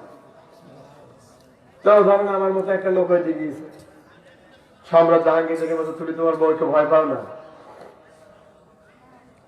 ডেকে বলেন, সম্রাট জাহাঙ্গীর, আমি আমার বউকে ভয় পাই কি পাই না ওইটা ভালো বুঝি না, কিন্তু যখন আমি বাড়ির থেকে আসি, আসার আগে আমার বউ আমাকে বলিছে, সবাই যে কাতারে দাঁড়াবে ওই কাতারে যদি তুমি দাঁড়াও তোমার ঠ্যাং কিন্তু থাকবে না। এখন বলেন, ও এ কি এদের চেয়ে বেশি ভয় পায় না কম? বেশি ভয় পায়। এরকম আমাদের সমাজে আবু জাহেল মার্কা ওই কিছু লোক আছে না? নাই। আল্লাহ সাত্তাকুল্লাহ, আল্লাহকে ভয় করো বান্দা, আল্লাহকে ভয় করে না। হারাম পথে পা বাড়ানোর সময় একবারে খেয়াল করে না আমার আল্লাহ কি করবে। কিন্তু যদি একটা কিছু কিনতে যায়, হ্যালো এটা কিনবো গো? হ্যাঁ কেন? কোন রঙের কিনবো? কয় টাকা দামের কিনবো? কতটুকু কিনবো? বউকে বারবার ফোন দেয়, আমার আল্লাহর কথার দিকে খেয়াল রাখে না। কথা বলেন। সম্মানিত প্রিয় ভাইয়েরা আমার, আল্লাহর নবী, বিশ্ব নবী, কালেমার পথে বাধা ওখানেই থেমে গেল না। আবু জাহেল এবার স্ত্রীকে যে বলছেন, ও প্রাণের বিবি রে, তুমি আমাকে একটু বুদ্ধি দাও, কি করা যায়? মুহাম্মদকে তো ঠেকাতে পারলাম না। এমন একটা অবস্থাতে আবু জাহেল স্ত্রীটাকে বলে, শোনো, অত ঝামেলাকে পোহাবে, এক চান্সে ঘোষণা দাও, মক্কার বুকে যদি কেউ বিশ্ব নবীর মাথাটা কাটতে পারে তাহলে 100 উট দিবা। এই সিদ্ধান্ত বাস্তবায়ন করার লক্ষ্যে আবু জাহেল এবার ঘোষণা দিল, এই মক্কার বুকে এমন কেউ কি আছো যে মুহাম্মাদের মাথাটা কেটে নিয়ে আসতে পারবা? হযরত ওমর দাঁড়িয়ে গেলেন, তখন তিনি কালেমা পড়েন নাই, বললেন, আমি রাজি, আমি রাজি আছি। বলল, ঠিক আছে, সাবাস তোমাকে, তুমি চলে যাও, মাথা কেটে আমার সামনে হাজির হও। তিনি খোলা তলোয়ার নিয়ে সামনের দিকে এগিয়ে যায়। প্রতিমধ্যে বন্ধুর সাথে দেখা হলো, ডেকে বলো, বন্ধু ব্যাপার কি? কই আর বলিস না, মুহাম্মাদের জ্বালায় থাকতে পারি না, মুহাম্মাদকে বিদায় করার জন্য যাচ্ছি। বন্ধু মনে মনে ভাবতে লাগলো, ওমর যা বলে তাই করে, ফেরানোর দরকার। আস্তে করে ডেকে বললেন, ওমর পরের ঘর সামলানোর আগে নিজের ঘর সামলাও। বললো কি হয়েছে? তোমার বোন আর বোনাই যে কালেমা পড়ে মুসলমান হয়ে গিয়েছে, তুমি জানো নাকি? ওমর বললো, কথাবার্তা ভালো করে বলিস, যদি তোর কথা একটু উল্টা পাল্টা হয়, আব্দুল্লাহর এতিম সন্তানকে হত্যা করার আগে আমি তোকে হত্যা করব। বলো ঠিক আছে, তাই যাও। হযরত ওমর বেরিয়ে চলে আসলেন। আসার পরে এবার নক করছেন ঘরে। ঘরের ভিতরে আছে হযরত খাব্বাব, হযরত ওমরের বোন আর বোনাই। সুবহানাল্লাহ বলেন। এখন প্রশ্ন হলো, হযরত খাব্বাবের এখানে হযরত ওমরের বোন আর বোনাই থাকা স্বাভাবিক, কিন্তু খাব্বাব কেন? পর্দা বলে তো কিছু একটা আছে ভাই। যদিও পর্দা বলে কিছু একটা আছে, কিন্তু ওই সময় পর্দার আয়াত নাজিল হয় নাই। আমার তো মনে হয় ওই সময়ে পর্দার আয়াত নাজিল না হওয়ার পরেও ইমানদার মুসলমান নরনারীরা যেভাবে পর্দা করেছে, এখন আমার বাংলাদেশে পর্দার আয়াত নাজিল হওয়ার পরও আমরা পর্দা সেইভাবে করি না। আল্লাহ বলেন, অকারনা ফি বুয়ুতিকুন্না ওয়ালা তাবাররাজনা তাবাররুজাল জাহিলিয়াতিল উলা। আমার আল্লাহ দেখে বলেন, ওই সময়ে নব্য যুগের নব্য নয়, আদি যুগের সেই জাহিলিয়াতের মেয়েদের মতো করে তোমরা তোমাদের মেয়েদেরকে, তোমরা তোমাদের মা বোনদেরকে রাস্তায় ছেড়ে দিও না। এটা পর্দার খেলাফ। কথা বলেন ঠিক কি না? কিন্তু এখন পর্দাও নাই। পর্দা কে আছে? পর্দা আজকে নাই। পর্দার ওয়াজ করলে মারবেন দেখে ঠিক আছে। এর আগে যখন ছোটকালে খালামণিরা পর্দা করতে দেখলাম, এইভাবে পর্দা করত। কিছুদিন পরে গেল এইভাবে, এখন যাচ্ছে এইভাবে। দুই একদিন পরে, হুজুর আপনার পর্দা লাগবে না, নেন পর্দাই আসছেন। কথা বাস্তব না ভুল? পর্দা আজকে নাই। এখন আপনার প্রশ্ন, সিয়াম মনোহর ভাই আপনি দেখলেন কি করি? ভাই আপনারা আমাকে যতই নাম দেন, আমাদেরকে কাঠ মোল্লা, আসলে তো আমরা কাঠ মোল্লা না, আমরা তো মানুষ, মাটির তৈরি মানুষ, ঠিক না? আমরা তো চোখ আছে। ড্রাইভারের সামনে যখন বসি, ড্রাইভারকে বলি, ড্রাইভার সাহেব সামনে বিট আছে। যখনই সামনে বিট আসে বলি, দেখেছে সামনে একটা মহিলা হেঁটে চলে যাচ্ছে, তো যাক চোখটা ফিরিয়ে নিলাম। একবার যদি চোখ পড়ে যায়, ইমানদারের কাজ হলো কি? নত করা। যুবকেরা কাল সকালে ফতোয়া দিও না, সিয়াম ভাই করে গেছে, একবার তাকানো যায় যাচ্ছে, সেভাবে এভাবে তাকানো ফতোয়া চলবে না। তো যাক সামনে তাকালাম না, ডানে একবার ড্রাইভারের সাথে কথা বলতে বলতে তাকাচ্ছি, আর একজন দাঁড়িয়ে আছে, ও দেখবো না। এদিকে তাকাচ্ছে আর একজন, তাকাবই না। আস্তে করে জানালার পাশে এইভাবে মুখটা দিয়ে চিন্তা করছে, আকাশের দিকে তাকিয়ে, সুবহানাল্লাহ আলহামদুলিল্লাহ, আপনার কত সুন্দর সৃষ্টি। ও আল্লাহ, একটু আগে যেতেই দেখি 2 তলা বিল্ডিং এর উপর আর এক আপা দাঁড়িয়ে আবার উঠলেন। আমরা যাবো কোথায় ভাই? আমরা তো মানুষ, ঠিক না? যারা পর্দা করে না, চোখে তো পড়ে যায়। তবে এই পর্দা না করার একটা বরকত আছে। সমস্যা, এই পর্দা না করার একটা কারণ আছে, বলবো।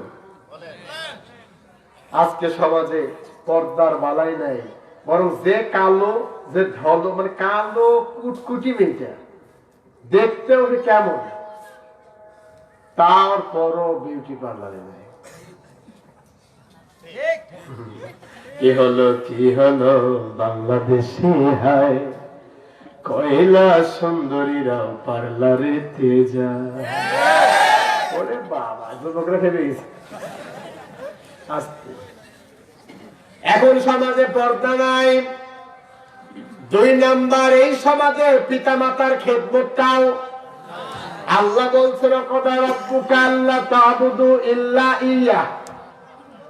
সূরা বনী ইসরাঈলের 23 নম্বর আয়াতে আমার আল্লাহ বললেন, রবের কর্তৃক হুকুম হয়েছে, রবের কর্তৃক আইন হয়েছে, আদেশ হয়েছে, আল্লাহর ইবাদত ছাড়া দুনিয়ার কারোর গোলামি দাসত্ব করা যাবে না। এবার আল্লাহ বলছেন, এরপর তুমি তোমার পিতামাতার খেদমত করো। সুবহানাল্লাহ বলেন। সেই পিতামাতার খেদমতটা এখন নাই। বৌমা শাশুড়িকে ভালোবাসে না, শাশুড়ি বৌমাকে ভালোবাসে। কারণ কি? কারণ একটাই, সেটা হলো আল্লামা শাহ সুফি স্টার জলসা। কথা বলবেন ঠিক কিনা? এগুলো অপরাধী। কারণ কি জানেন? রহস্যটা ভেঙে দেবা তুই কষ্ট হচ্ছে এটা মনে হয় আমাদের সমস্যা। আপনার স্ত্রী যে, আপনার স্ত্রী, আমি আপনাকে বলছি, আপনাকে বলছি, আপনার স্ত্রী যে সিরিয়ালটা দেখে, ওই সিরিয়ালের শিক্ষা হলো নিজের অধিকার নিজে আদায় করে নাও। আপনার মা যে সিরিয়ালটা দেখে, ওই সিরিয়ালের শিক্ষা হলো বিয়ে হয়ে গেল মানে আমার ছেলে পর হয়ে গেল। কথা যারা বলবেন না, আমার মনে হয় ওদের বাড়ি স্টার জলসা আছে। জানি তো ঘর খুব কমই আছে, স্টার জলসা নাই। শুধু বলছেন এই ঘোলাতে একটু কম আছে, একটু বিদ্যুতের ঘাটতি আছে, ওখানে কম আছে। এই কথাগুলো শুনতে কষ্ট হচ্ছে না? বউ হয়ে যারা বাড়িতে গিয়েছে, আমি ওই বোনদেরকে দেখি বলি, বোন তুমি তো কারো না কারোর মেয়ে, যেই বাড়িতে যাচ্ছ, ওই বাড়িতে যাওয়ার পরে তুমি তোমার শ্বশুর, তুমি তোমার শাশুড়িকে যদি নিজের পিতা মাতার স্থানটা দিতে পারতে, গোটা সমাজে একটা শান্তি চলে আসতো। কথা বলো ঠিক না? নাতেন না, তা না। আপনি যাবেন বাইরে কাজে, থাকবেন 12 ঘন্টা, ফিরে আসলেন, আসার পরে আপনার ছোট্ট মেয়ে দেখে দেখে বলেন, ও টুনটুনি তোর মা কই? কয় আব্বা মা তো ঘুমাই। কয় কেন? এই সময় তো তোর মা ঘুমায় না। কয় ও বাবা, সেই কথা বলছো, তুমি তো বোঝো না আব্বা, আজ যে দাদির সাথে সেই রকম বেঁধেছিল। এখন আপনি আসছেন কাজ করে, আপনার তো মাথা গরম, ঠিক কিনা? আপনি গেলেন, আস্তে করে যাওয়ার পরে বললেন, কই প্রাণের বিবি, ওঠো। কয় দফা? 3 দফা চোখের পানি ফেলে 3 দফা কর্মসূচি ঘোষণা করে দিলেন। আস্তে করে আপনি যাকে বললেন, প্রাণের বিবি কি হয়েছে আমাকে বলো, তোমার চোখের পানি আমার সহ্য হয় না। আস্তে করে এই কথাটা শোনার পর আপনার স্ত্রী আপনাকে বুকে জড়িয়ে রেখে বললেন, আর সে কথা বলবো না। বাস্তবটা ভুল। এইভাবে আপনার চোখের পানি আপনাকে ফেলে দিয়ে, আপনার চোখের সামনে তার চোখের পানি ফেলে, ছলনা করে, বিভিন্ন ভাবে মতবাক্য করে, রূপ যৌবনের চেহারা দেখিয়ে, মাতাল করে, আপনার মায়ের বিরুদ্ধে আপনাকে দাঁড় করিয়ে দেবে, এরকম বউ আছে না নাই? আমি বলি, আপনার ওই বউ আপনাকে জাহান্নাম ছাড়া জান্নাতে নিয়ে যেতে পারবে না। এবার আসেন, বোনদেরকে বললাম, এবার মায়েদের তো দরকার আছে না নাই? এই সমাজে কিছু মায়েরা আছে, নিজের মেয়েকে যতটুকু ভালোবাসে, ছেলের বউকে অতটা ভালোবাসে না। নিজের মেয়ে যদি একটা পিরিচ ভেঙে ফেলে, ভাই এটা কি বলে, একটা যদি পিরিচ ভেঙে ফেলে, নিজের মেয়ে যদি একটা পিরিচ ভেঙে ফেলে, মেয়েকে বুকে জড়িয়ে ধরে বলে, আয় মা, একটা ভেঙেছে, সমস্যা কি, 10টা কিনে দেবো। আর যদি ছেলের বই একটা ভাঙে, ওর 14 গোষ্ঠী তুলি গালি দেয়। কথা বলেন ঠিক কিনা? ও মা, আপনার চরিত্র 2 জায়গায় 2 রকম কেন? আপনি না মা। এরপরে এমনও পরিবার আমি দেখেছি, ছেলের বউ খেতে বসে আর মা এইভাবে দেখে, যদি ভুল ক্রমে একটা মাছের মাথাটা যদি প্লেটে উঠে যায়, ওই গালিটা কি বলবো না, কেন যদি একবার ভুল ক্রমে মাছের মাথাটা প্লেটে উঠে যায়, ডেকে বলেন, ও আব্দুর রহিম, কই রে আব্দুর রহিম, তোর বউ সব খাই শেষ করে ফেললো। আমাদের বাড়ি বাড়ি বলছিল, বাস্তব কিনা? সমাজে শান্তি নাই এই কারণে। আমি ওই মাকে অন্তরকে বলছি, ভালোবেসে বলছি, মা আপনি আপনার মেয়েটাকে যেইভাবে বুকে টেনে নিয়েছিলেন, ওইভাবে যদি অপরের মেয়েটাকে বুকে টেনে নিতে পারতেন, বিশ্বাস করেন সংসারে আল্লাহর জান্নাতের সুমহান সুবাতাস বইতে। কথা বলেন ঠিক কিনা? আজকে সংসারে সে আনন্দ নাই, ভালোবাসা নাই, জোয়ান বুড়া সবাই মিলে এখন ইস্টার জলসা আর জলসা, এ জলসা বাদ। রাগ হচ্ছে আপনাদের? আচ্ছা, কখন আসবে হুজুর? আল্লাহু আকবার, অনেক সময় হয়ে গেছে। আমাকে সময় তো দেননি। বুঝা গেল? আলোচনা বুঝাবো? আলহামদুলিল্লাহ, আল্লাহ কবুল করুন, বলেন আমিন। তাহলে আজকে সংসারে শান্তি, জোরে বলেন না কেন? সংসারে শান্তি নাই। সেই সংসারে শান্তি হলে আনতে যদি হয়, দুনিয়ার কোন মানুষ আপনার সংসারে শান্তি এনে দিতে পারবে না। শান্তি আনতে হবে কেবলমাত্র কোরআন দিয়ে। কথা বলেন ঠিক কিনা? পড়ো না কোরআন, কেন পড়ো না কোরআন? কপাল পোড়া মুসলমান, পড়েছ ইংলিশ মিডিয়ামে, বাপকে ডাকো তাই ড্যাডি নামে। সরি সরি বললে কি আর কবরেতে পাবে আসান? পড়ো না কোরআন, কেন পড়ো না কোরআন? কপাল পোড়া মুসলমান। কথা বলো ঠিক কিনা? কবরে যখন আপনাকে প্রশ্ন করা হবে, মার রব্ব কেমন দিবু কমান নবী একা, তোমার রব কে ছিল, তোমার দিন কে ছিল, তোমার নবী কে ছিল, আপনি ওই দিন থেকে বলবেন সরি ইংলিশ মিডিয়ামে পড়েছি, আরবি পড়তে পারি নাই, সরি। ফেরেশতারা বলবে এদিকে আয়, দেখ তোর কি করি। কথা কন না গা? এটাই বাস্তব। এজন্য কোরআনের দিকে ফিরে আসা লাগবে। আজকে সংসারে পিতা মাতার খেদমত কিচ্ছু নাই। আল জান্নাতু তাহতাহা উম্মাহা, মায়ের পদতলে আল্লাহ সন্তানের জান্নাত রেখে দিয়েছে। সুবহানাল্লাহ। মায়ের পায়ের নিচে সন্তানের জান্নাত, আর আমরা এখন বইয়ের পায়ের নিচে জান্নাত খুঁজি। ঠিক কথা বলেন আপনারা? মা বাবা এত কষ্ট করে আপনাকে লালন পালন করলো, অথচ ওই মাকে 2 বছর ধরে মা আপনাকে বুকের দুধ পান করিয়ে বড় করলো, একটা বারের জন্য পিতা মাতার খেদমত করলেন না। খেদমত না করে আপনি বৃদ্ধাশ্রমে পাঠালেন। আছে না? নাই? কারণ আছে। কারণ মায়ের পিতা মাতারও তো দায়িত্ব আছে সন্তানের প্রতি, নাই? সে দায়িত্ব তো আমরা পালন করি না। সন্তান জন্ম নিলে প্রথম কাজ হলো আযান দেওয়া। কি দেওয়া? ছেলে হোক মেয়ে হোক, কারে কি দেবেন? আযান দেবেন। আর আযান দিতে আবার হুজুর খোঁজো, হুজুর খোঁজলে কেন আপনি পারেন না? আপনি নিজে আযান দেবেন। 2 নম্বর কাজ, 7 দিনের দিন আকিকা দেবেন। এটা কার হুকুম? 7 দিনের দিন আকিকা দেবেন, মাথা নেড়া করবেন, নাম রাখবেন ভালো একটা, লালটু, মন্টু, সন্টু, বন্টু, কন্টু, ব্রাশ ফায়ার। আসলে নাই? এমন নাম রাখে, নাম শুনলে মানুষ দৌড়ে দিয়ে পানি খায়। নামটাও ভালো রাখা লাগবে, মাথাটাকে নাড়া করা লাগবে। আকিকা দেওয়া লাগবে কয় দিনের দিন? 7 দিনের দিন। যদি মিস্টেক হয়ে যায়, 7 দিনের দিনে আপনি সুন্নাত আদায় করবেন, 7 দিনের দিন আপনাকে দেওয়া লাগবে। যদি সামর্থ্য না কুলায়, ছেলে হলে কয়টা, মেয়ে হলে একটা। ক্লিয়ার? যদি পারছেন না, যে কোনো একটা সময় আপনি দিয়ে দেন। এই কোরবানিতে যাই আমরা লড়াই বাঁধাই, হুজুর আমার তো কোরবানি নাই, আকিকা আছে, দেব। ও ভাই, ও তো আপনার বাড়াবাড়ি করার দরকার কি? বছরের 365টা দিনের 2টা দিন বাদ দিয়ে, এদিকে 3 দিন, ওদিকে 3 দিন, 3 দিন, এই 3টা দিন বাদ দিয়ে বা 5টা দিন বাদ দিয়ে আপনি 360 দিনে দিতে পারছেন না? কথা বলা যায়? এত আল্লাহ সহজ করে, আমরা কঠিন করে কষ্ট হচ্ছে আপনাদের। এরপরে আপনি যখন 7 বছর বয়স হবে, সন্তানকে আপনি বলবেন, প্রাণের সন্তান কোরআন শিক্ষা নাও, সুবহানাল্লাহ বলো। সেই শিক্ষাও নাই।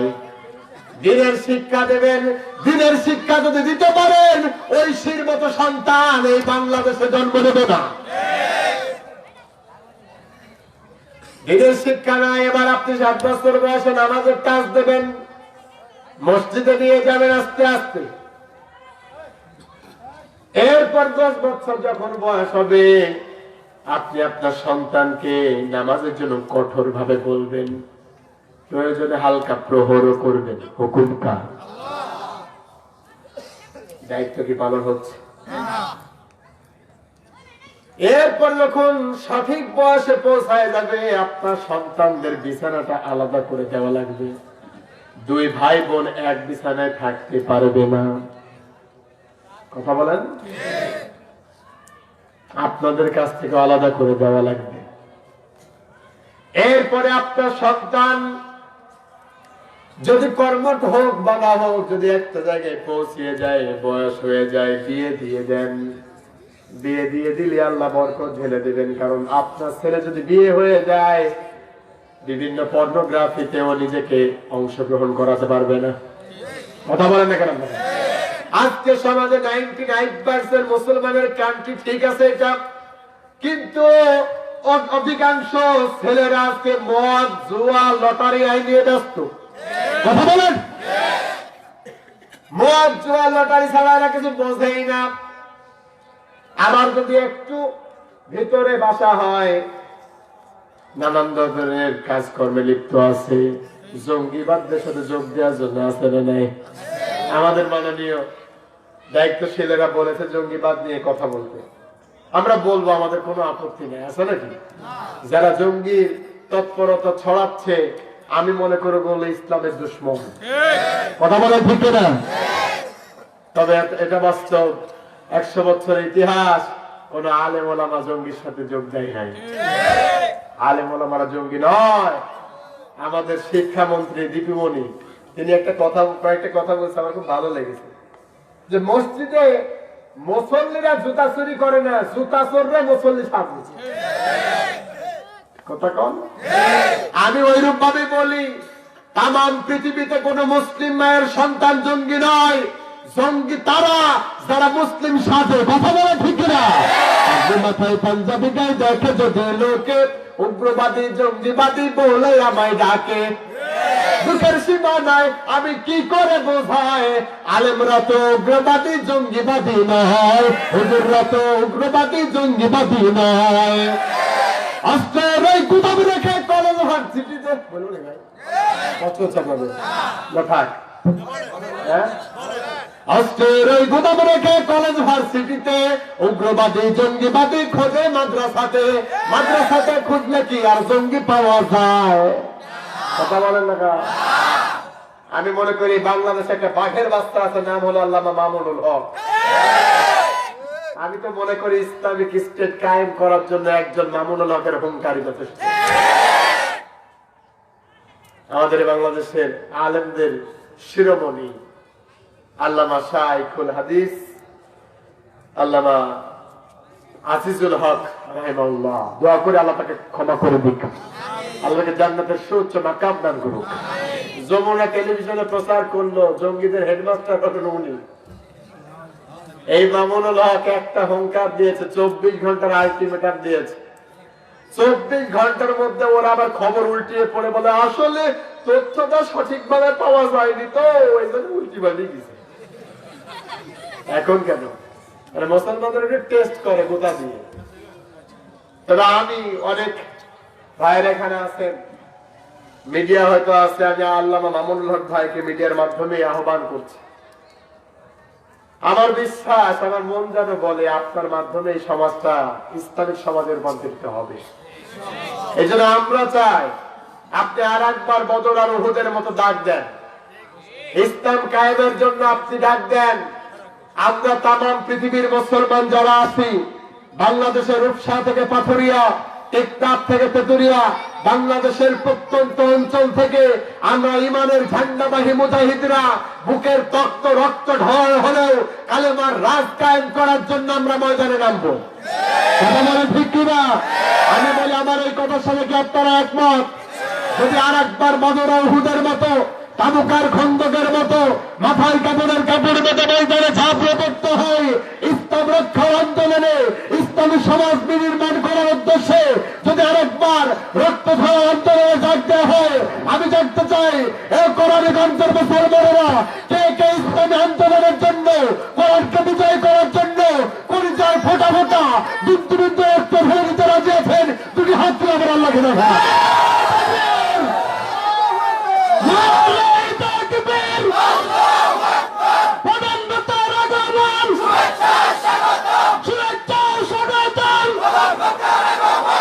এলাকাবাসীর পক্ষ থেকে, যুব সমাজের পক্ষ থেকে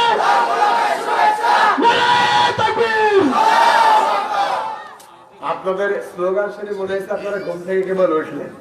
এটি জোরে স্লোগান হবে লিল্লাহে তাকবীর, আল্লাহু তাকবীর। আল্লাহ আমাদের প্রিয় বড় ভাইকে কবুল করবেন না আমিন। তাহলে আমি বোঝাতে যাচ্ছিলাম কোরআনের পথে চিরকাল বাধা আছে, থাকবে, ঠিক কিনা? ছিল বটে। ওইখান থেকে হযরত ওমর ফারুক রাদিয়াল্লাহু তাআলা কই চলে আসছে, ওইখান থেকে হযরত ওমর ফারুক রাদিয়াল্লাহু তাআলাকে পাঠানো হলো। এরপর লম্বা ঘটনা, শেষ পর্যন্ত হযরত ওমর রাদিয়াল্লাহু তাআলাকে আল্লাহ রাব্বুল আলামিন কবুল করলেন ইসলামের পথে। বলেন আমিন। আল্লাহ আমাদেরকে কবুল করবেন আমিন। সম্মানিত প্রিয় ভাইয়েরা, আজান চলে এসেছে, আর 1 সেকেন্ড নাই।